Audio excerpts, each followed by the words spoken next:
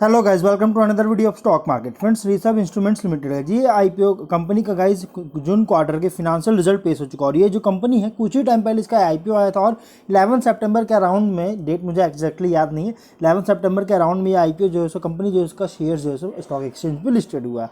और इसका लिस्टेड होने के बाद फर्स्ट क्वार्टर की फिनेंशियल रिजल्ट पब्लिश कर दी गई है, जो कि आज के इस वीडियो हम लोग एनालिसिस करेंगे। चलिए फ्रेंड्स, वीडियो को स्टार्ट करते हैं। तो आज रिजल्ट जो है कॉन्सॉलिडेटेड और स्टैंडअलोन दोनों की रिजल्ट्स आउट हुआ। पहले कॉन्सॉलिडेटेड कवर करेंगे। मिलियंस में नंबर है। इनकम है 176.5 करोड़ का, पिछले क्वार्टर में 177 करोड़ का और जून 22 क्वार्टर में 127 करोड़ का इनकम था।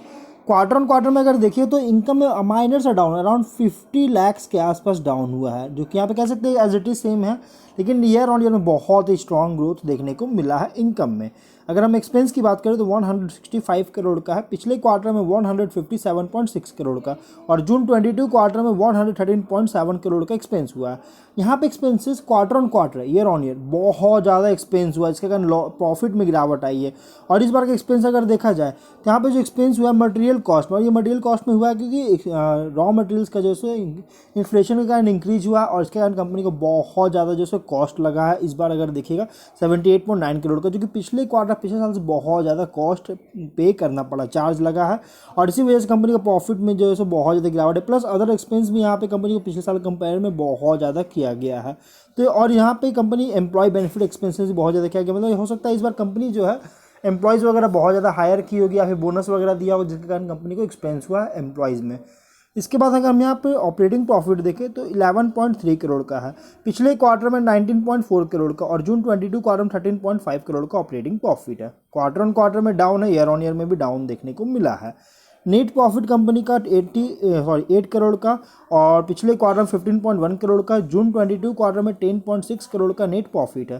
Quarter on quarter, year on year में भी डाउन देखने को मिला, मतलब ऑपरेटिंग प्रॉफिट के साथ साथ नेट प्रॉफिट भी कंपनी का डाउन हुआ। और नेट प्रॉफिट में ईयर ऑन ईयर में तो बहुत ज़्यादा डाउन है, क्योंकि टैक्स भी बहुत पे करना पड़ा इस बार, 3.2 करोड़ का, जबकि जून 22 क्वार्टर में 2.8 करोड़ का, और यहाँ पे टैक्स बहुत ज़्यादा पे करना पड़ा, जबकि ऑपरेटिंग प्रॉफिट में गिरावट आई है, जिसके कारण प्रॉफिट इसका जो है नेट प्रॉफिट में बहुत ज़्यादा फॉल हो चुका है।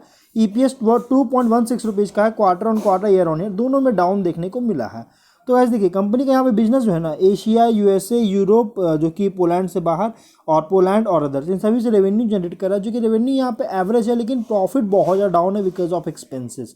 वहीं अगर हम इसके स्टैंडअलोन रिजल्ट्स को कवर करें, मिलियंस में नंबर है। इनकम है 57.3 करोड़ का, पिछले क्वार्टर में 63.4 करोड़ का और जून 22 क्वार्टर में 42.5 करोड़ का इनकम है। क्वार्टर ऑन क्वार्टर में गिरावट है, ईयर ऑन ईयर में तेजी देखने को मिला है।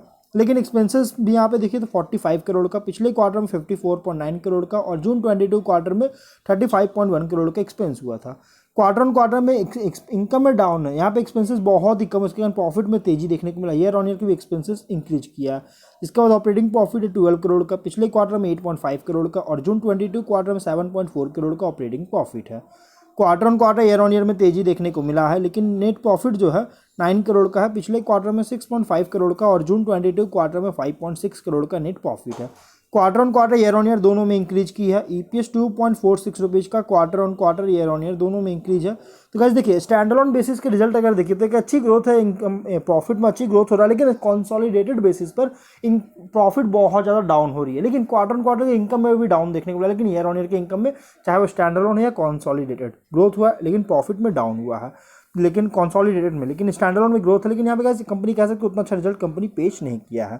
तो हम लोग जो है वीडियो कहीं पर एंड करते हैं। अगर कोई डाउट है कमेंट बॉक्स में पूछे। मिलते हैं नेक्स्ट वीडियो में, टिल देन बाय बाय।